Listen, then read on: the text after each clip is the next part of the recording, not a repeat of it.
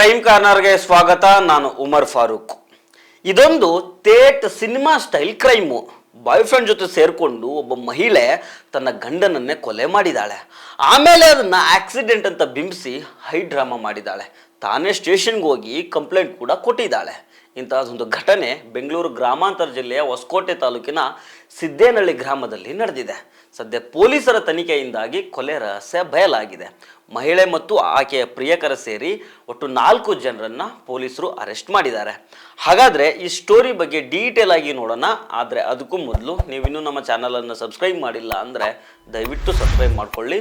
ಹಾಗೆ ಈ ವಿಡಿಯೋವನ್ನು ಕೊನೆ ತನಕ ಮಿಸ್ ಮಾಡದೆ ನೋಡಿ.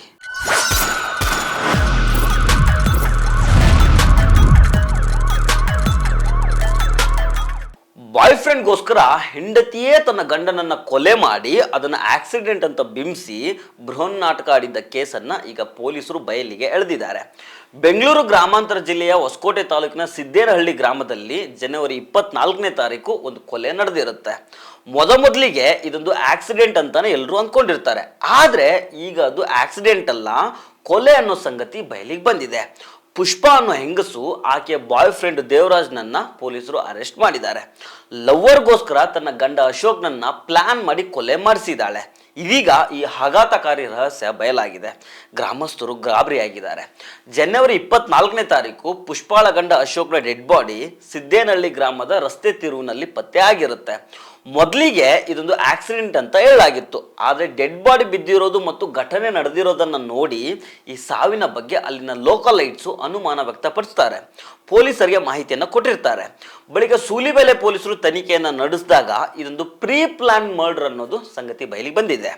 ಮೃತ ಅಶೋಕ್ನ ಹೆಂಡತಿ ಪುಷ್ಪ ತನ್ನ ಬಾಯ್ ಫ್ರೆಂಡ್ ದೇವರಾಜು ಹಾಗೂ ಆತನ ಸಹಚರರಾದ ಮುನೀಂದ್ರ ಮತ್ತು ಸಿದ್ದಪ್ಪರ ಜೊತೆ ಸೇರಿ ಪ್ಲಾನ್ ಮಾಡಿರ್ತಾಳೆ. ಮುನೀಂದ್ರನಿಗೆ 2 ಲಕ್ಷ ರೂಪಾಯಿ ಸುಪಾರಿ ಕೂಡ ಕೊಟ್ಟಿರ್ತಾಳಂತೆ.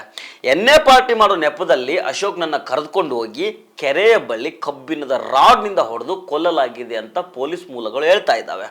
ಕೊಲೆಯಾದ ಬಳಿಕ ಡೆಡ್ ಬಾಡಿಯನ್ನು ಒಂದು ರಸ್ತೆ ತಿರುವಿನಲ್ಲಿ ಬಿಸಾಡಿ ಆಕ್ಸಿಡೆಂಟ್ ರೀತಿ ಬಿಂಬಿಸ್ತಾರೆ. ಗಂಡನ ಸಾವಿನ ನಂತರ ಹೆಂಡತಿ ಮತ್ತು ಆಕೆಯ ಬಾಯ್ ಫ್ರೆಂಡು ದೊಡ್ಡ ಹೈ ಡ್ರಾಮಾ ಮಾಡಿ ಯಾರಿಗೂ ಅನುಮಾನ ಬರಬಾರ್ದು ರೀತಿ ಮಾಡಿರ್ತಾರೆ.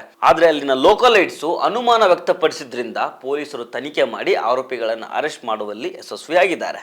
ಸದ್ಯ ಸೂಲಿಬೆಲೆ ಪೊಲೀಸರು ಕೇಸು ದಾಖಲು ಮಾಡಿಕೊಂಡು ಪುಷ್ಪ ಸೇರಿದಂತೆ 4 ಅರೆಸ್ಟ್ ಮಾಡಿದ್ದಾರೆ. ವಿಚಾರಣೆಯನ್ನು ಮುಂದುವರಿಸಿದ್ದಾರೆ.